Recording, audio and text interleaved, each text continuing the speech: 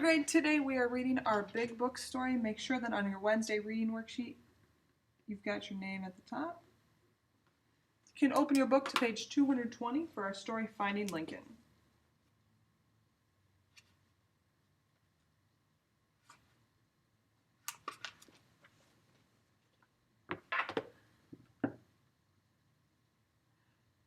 Remember, we're reading historical fiction this week? Our essential question is, how can one person change the way you think? Read how a librarian opens doors for Lewis in Alabama in 1951. It's actually Louis, sorry. Finding Lincoln. Here you can see public library since 1929.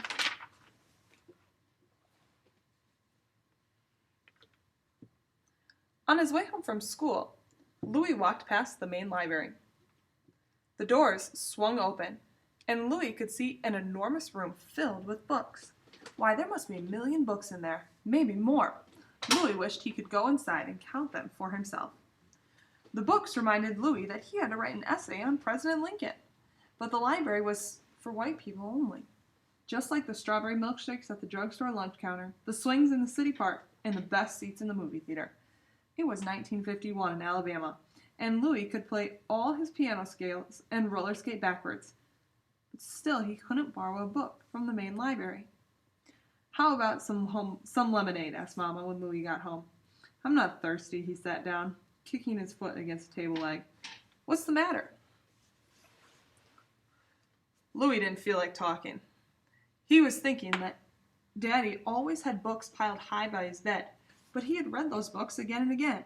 Now Daddy wanted a book on honeybees so he could learn how to keep beehives. If Mama was ever going to have fresh honey, Daddy needed to get inside that library too. "Maybe a little homework will cheer you up," teased Mama as she left a biscuit dough rise for supper. Let's look at number 1. What makes Finding Lincoln historical fiction?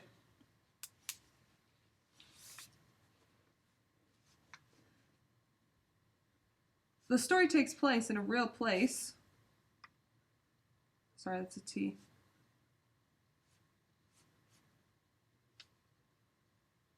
But the characters are made up.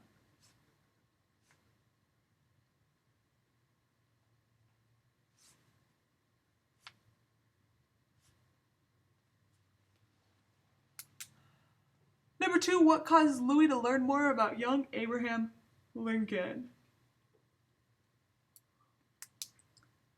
What does he have to do? He needs to write an essay on President Lincoln.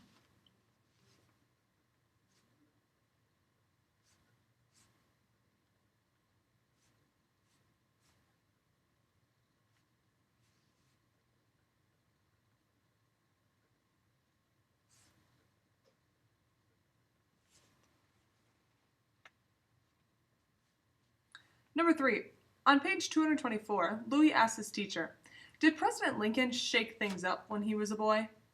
What do you think he means by shake things up? Let's read and find out. Turn to page 224. That morning, Miss Yates had told Louis's class about the Civil War. The North and the South went to battle over many things, including slavery. The Southern farmers said they needed slaves to plant the tobacco and pick the cotton. President Lincoln wanted slaves to be free. He dared to stand up for what he believed in, and that made a lot of people mad, said Mrs. Yates. Louis raised his hand. Did President Lincoln shake things up when he was a boy? Mrs. Yates didn't know the answer. Why don't you find out and write us an essay, she said, giving him a book about Lincoln. But the book didn't say anything about young Abe. So what does that mean if he was going to shake things up when he was a boy? Doesn't mean that he's literally taking things and shaking them. He meant, did Lincoln stand up for what's right?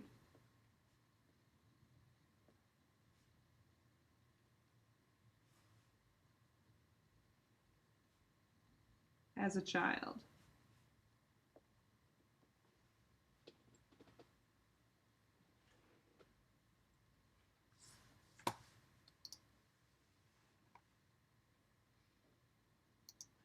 Next one then says, write about what caused Louis to feel unhappy when he went to the library. Tell the events in order. Now Louis stared at his blank paper. I need to find a book about President Lincoln when he was a boy, he told Mama. I have an idea, Mama said. After the biscuits were baked, she took Louis to the basement of their church. She and her friends had started a small library where people donated books they didn't want anymore. Louis saw cookbooks, mysteries, and book maps, but no books about President Lincoln or honeybees. One day soon we'll be checking books out of the main library. You just wait, Mama said on his way back home. Louis didn't want to wait anymore, and he wasn't going to.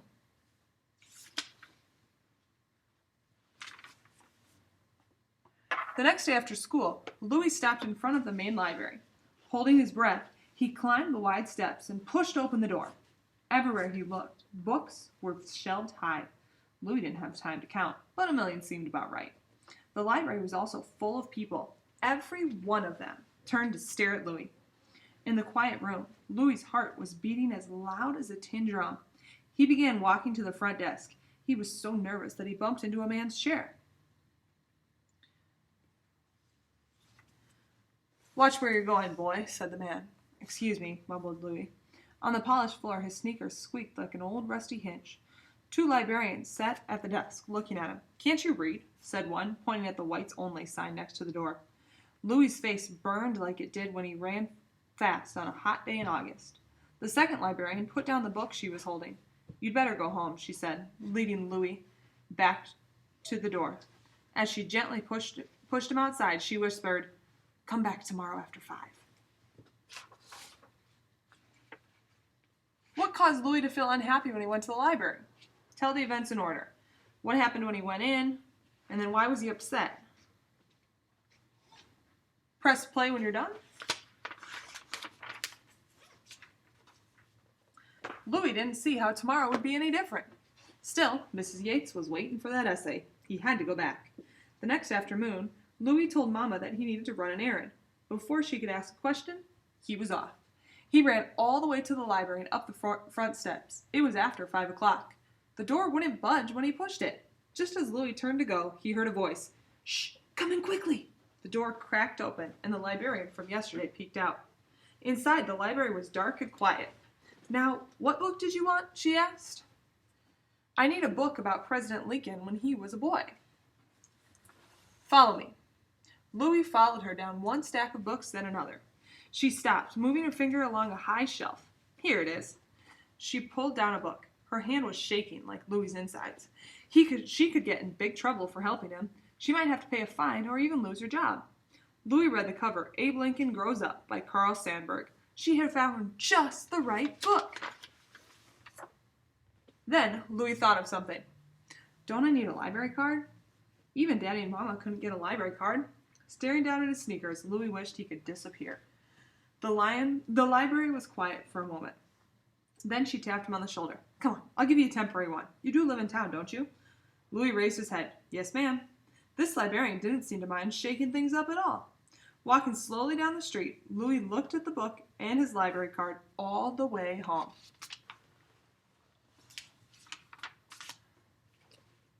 Louis burst in the kitchen door. He couldn't wait to tell everybody. When she heard what had happened, Mama threw her hands up in amazement. Daddy shook his head like he had when Louis caught the catfish at the lake last summer. Isn't that something, he kept saying. Mama put her arm around Louis. I hope no one got in trouble. Daddy cleared his throat. Mom and I just want you to be careful. That night, Louis and Daddy read about young Abe and his kindness to animals. Though he grew up in the wilderness, Abe didn't like to shoot game. When he saw his friends herding a turtle, Abe refused to join in. He didn't care if he wasn't like the other boys. Abe also liked to have fun. Once he lifted a boy upside down so he could walk across the ceiling. Abe had to clean up the muddy footprints. Abe could swing an axe, drive a plow, and win a wrestling match with anyone he met. What he liked best was to read a book. Some people said that he was lazy and thought too much. Abe was just in a hurry to learn everything he could. When Louis sat down to write his essay, he filled up 3 whole pages. President Lincoln did what he thought was right, even when it shook people up, Louis said at bedtime. Mama leaned in to give him a hug, just like you, Louis. Before Louis fell asleep, he remembered something. The next time he went to the main library, he needed to find a book about honeybees for Daddy. Out of a million books, Louis was sure he could find the perfect one. Look at your last question, number 5. How did the helpful librarian change the way Louis thought? Once you answer that, go ahead and put it in your Wednesday folder.